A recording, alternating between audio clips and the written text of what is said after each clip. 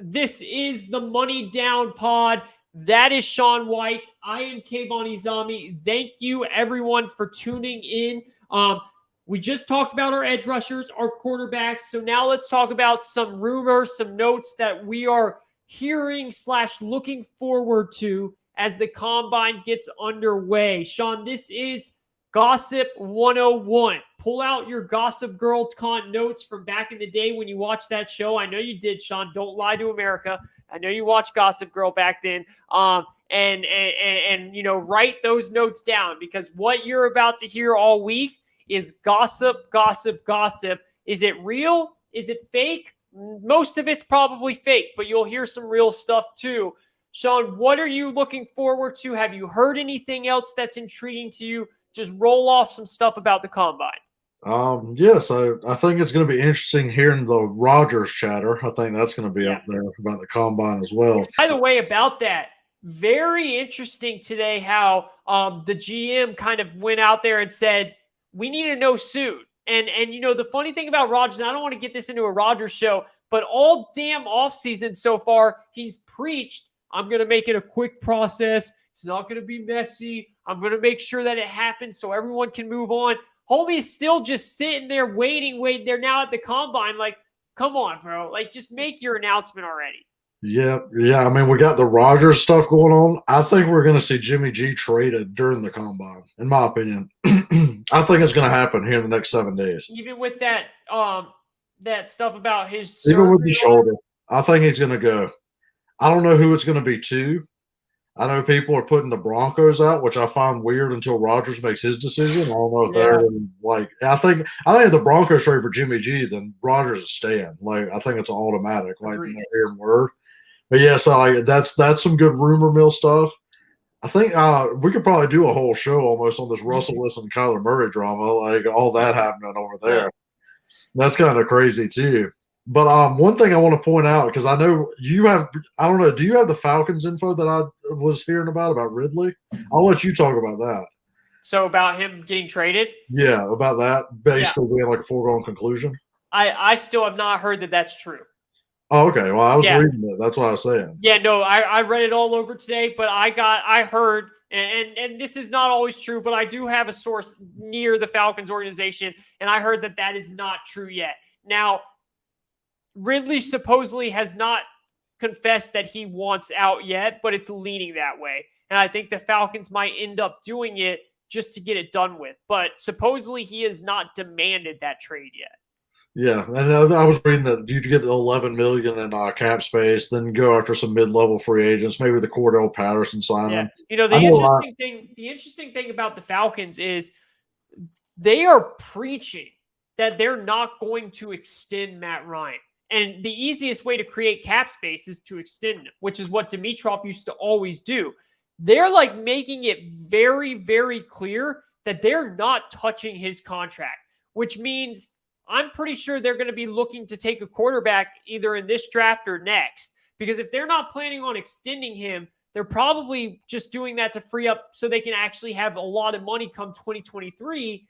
And then maybe just let him go, man. Like, that's something to watch. This very well could be Matt Ryan's final year as an Atlanta Falcon. Yeah, and for the draft, that's something good to watch for, like, that second round, too. Like, I'm not saying at 8, but, like, hey, if one of these quarterbacks, and they love him, drops, let him sit behind Matt Ryan, that's a possibility as well. Bro, because Arthur Smith loves those athletic dudes out there. No doubt. If a Corral – if a Desmond Ridder, which I would not like, but if a Corral is there in the second round, man, because we have 2 second-round picks, because we have the Titans from trading Julio, I would not be shocked one bit if we went after a quarterback or if we just do one next year. But that, for all you Falcons, I'm not going to make this Falcon show, but for all you Falcons fans out there, what they said today at the Combine, they had their meeting about they are not touching his contract. Now, maybe they end up doing it, but that is really interesting notes to look at down the road with Matt Ryan. All right, I'm going to do some reading between the lines for you with the Jags right quick, and this is kind of going to sway how number 1's going to go, and this is in my opinion because Trip Baalke, the GM, and Doug Peterson had their press conferences today. Yeah. It was also announced there won't be a EVP above. They're going to back out on that. And what that is really entailing, and what, if you're reading between the lines, is Sean's made his decision that it's kind of going to be Doug Peterson's show. Doug Peterson's going to have a lot of control. And if you read between the lines on what the press conferences were saying, Balky reiterated several times he's very comfortable with the edge rush depth in the second and third round. Peterson's a big build the trenches O-line type guy. And I think that points toward leaning toward O-tackle, that offensive lineman at number 1. Also, they are open to trading back. So that's two things of news that I thought was noteworthy, and reading between the lines is, hey, even though they'd probably be okay with the edge rushers there at 1, it's probably going to be leaning toward either Neal or Kwanu at number 1, depending on which one they like, based on what they're saying right now at the combine. And if I had to lean, I would think that it's Kwanu, because they both like bigger athletes and the zone blocking thing.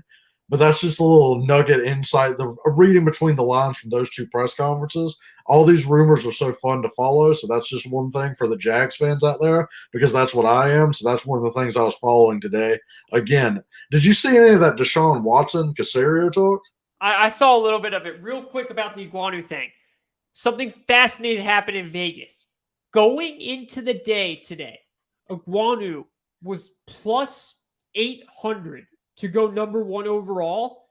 By the end of the day, he dropped all the way down to plus 300. I mean, that is a massive shift, which tells me that Vegas insiders clearly are hearing something, that not for sure Iguanu's going to go number 1, but that there's a big possibility, because you don't drop that number that far down unless they feel, oh God, we got to bring this down because people are going to start betting that. That is, or people already did bet it. That tells me that he is for sure in play for number 1, bro. Oh yeah, I believe he's definitely. It's probably. I think he's more between him and Hutchinson. Really, I think he's going to be the lean if Doug gets his way, and I think Trent's going to be okay with him. To be honest, I think they're going to actually agree with that, because Trent likes big dudes. He's as big as can be. And Doug and our O-line coach are both zone blocking scheme people. He's built for a zone block. You could plug him in at right tackle. So I agree with that. I saw that in Vegas too. I thought that was very interesting. Yeah. Garofolo for like 2 weeks now has actually been reporting that like his crystal ball is he's going to go number 1. And Daniel Jeremiah has him as his number 2 overall prospect, like ahead of Neal. So there's definitely smoke there. So there's definitely some fire behind that as well. So I wouldn't doubt it one bit, to be honest. Which I think is a great pick. I mean, he is really good. So what's the Deshaun Watson stuff? Like anything big from that? I just glanced over it, really. I just know Caserio seems like, I don't know, very vague about this whole trade thing with Deshaun.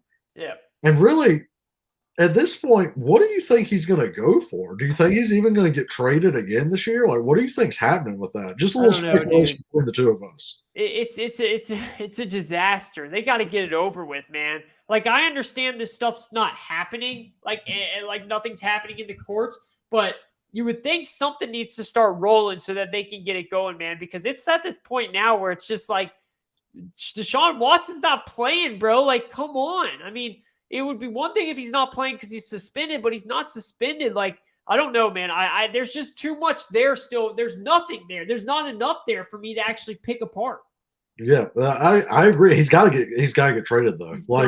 Or he can't just sit on the roster forever and not play. One more little smoke thing that I have that I've been seeing a lot come up that I wanted to discuss, and then I wanted to give like a few prospects that I think can benefit from the week at the combine. Okay. Here's a big one. This is about the 3rd or 4th report I've seen that Malik Willis in Pittsburgh.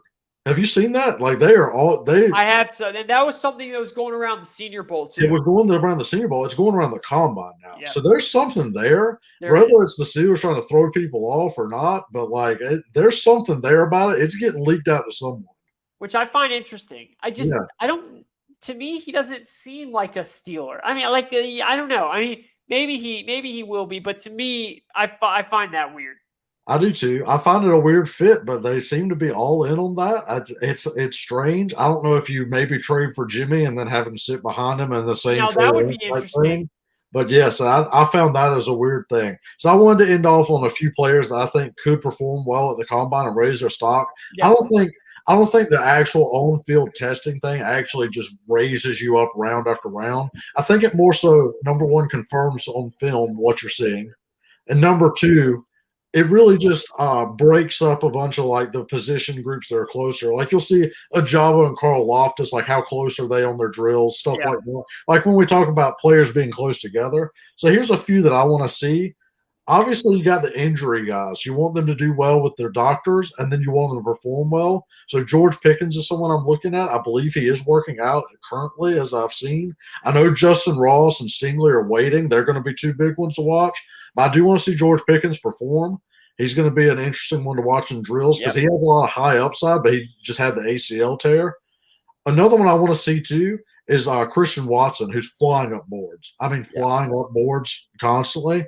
He has great film. I didn't really watch him before the Senior Bowl. He has great film, and he can fly out there. And I think his GPS numbers at the Senior Bowl were very high. So him running the 40 and confirming that, I think that can go a long way for him moving up into that second round and solidifying himself as one of these top wide receiver prospects. I think he's going to be someone to watch on that. The last one that I really think receiver-wise is Garrett Wilson. You just want to see that him and Burch too, that they both don't run 4.6. You know, they run in the 4.5 range because they have this talent, skills to separate enough. I think those guys at the combine are going to be big. Obviously, we talked about Thibodeau and Hutchinson; those are going to be big guys too. I think those receivers have a lot to prove, and they can move up the board a decent amount just to break clusters of receivers that are together. Without a doubt. I agree completely. I love the Christian Watson one. I cannot wait to see where he goes. He's going to be fascinating to me because I do think he has some great film, and I think he could be a really good NFL receiver. So it's going to be fascinating to see that. That's the main thing that obviously I'm going to be listening out for is the Rodgers stuff, the trade rumors about Jimmy G, like you said, and then what players do pop really hard. Is there one player that just has an amazing 40 that's always fun to watch? That and just the rumors that you hear going around about the players that are in the league now is always so fascinating to me.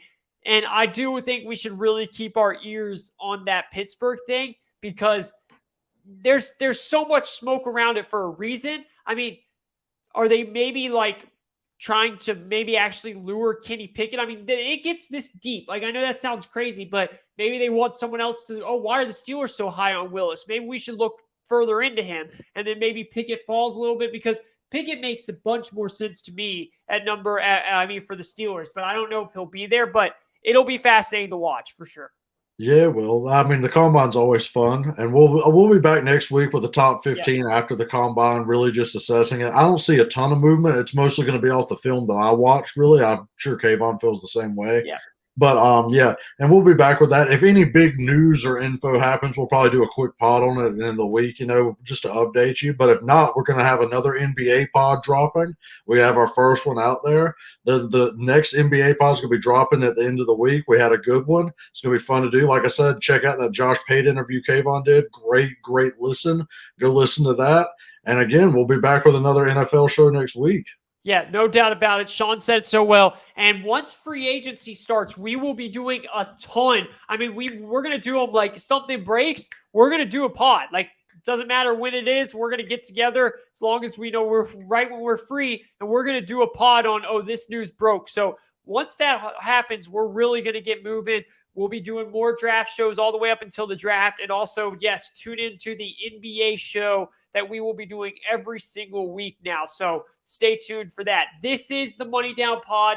That is Sean White. I'm Kayvon Izami. Like, subscribe. You guys know the drill. Please help us out here. Comment your thoughts. What do you think about his take on Aiden Hutchinson? Is he being too harsh? Do you agree with him? What about me with Stingley? Any other guys that we didn't have in our top 5 that you think we should? Let us know and let us know why. We'll debate you right here on the show. Thank you for tuning in. We'll be back next week.